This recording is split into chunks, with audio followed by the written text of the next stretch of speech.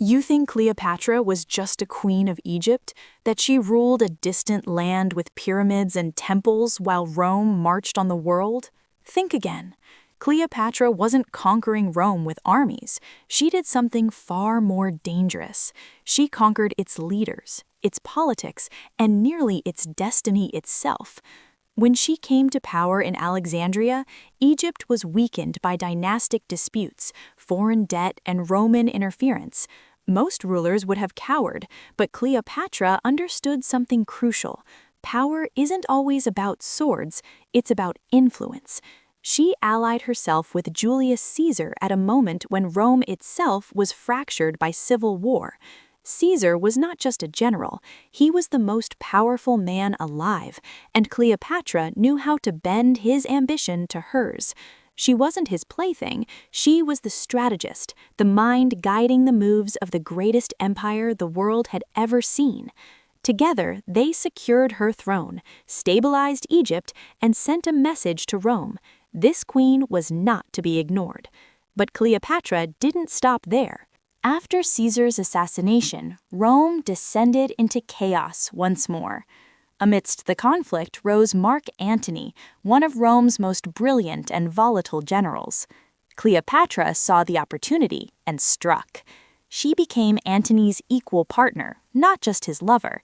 Alexandria became a palace of political intrigue, a place where letters, coins, and fleets weren't just currency, they were weapons in her war of influence. For 20 years, Rome didn't dominate Egypt. Egypt, through Cleopatra, manipulated Rome, shaped its politics, and threatened its very stability. Imagine Rome's Senate, its generals, its citizens, believing they were the architects of history, while a single queen, thousands of miles away, pulled the strings. Cleopatra controlled information, loyalty, and the perception of power. She rewarded allies, punished rivals, and orchestrated marriages, armies, and naval campaigns with meticulous calculation. Her intelligence network spanned the Mediterranean. Her charm was a tool, her intellect a weapon. Through Antony, she positioned Egypt to become a central force in Roman politics, a kingdom whose influence could tip the balance of power in an empire that spanned continents. And yet, the story isn't just one of dominance. Cleopatra's genius was matched by the fragility of her position. Roman politics were volatile, brutal, and unforgiving. Antony's enemies in Rome, led by Octavian, saw her as a threat to their vision of control. Every victory, every alliance came with risks that could destroy her and everything she had built. Cleopatra had to be brilliant, decisive, and ruthless, and she was. Yet even the most cunning strategies have limits when the tides of war and politics turn against you. Civil wars, betrayals, and shifting loyalties slowly eroded her influence. Alexandria, her seat of power, became the stage for Rome's ultimate reckoning. But even in defeat, Cleopatra's story leaves a warning. A single mind, strategically positioned, can shake the foundations of the mightiest empire. She didn't merely survive the ambitions of men like Caesar and Antony, she almost outmaneuvered Rome itself.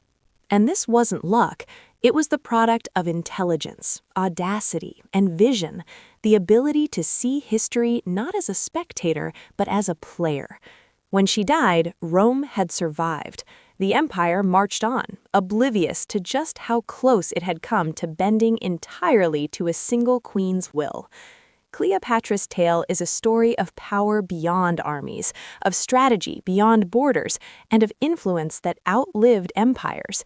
She challenges everything we think we know about history, about women, and about the fragility of even the most unstoppable forces. Rome survived, but the shadow of Cleopatra's ambition lingers through the centuries. And if you think you know history, you don't.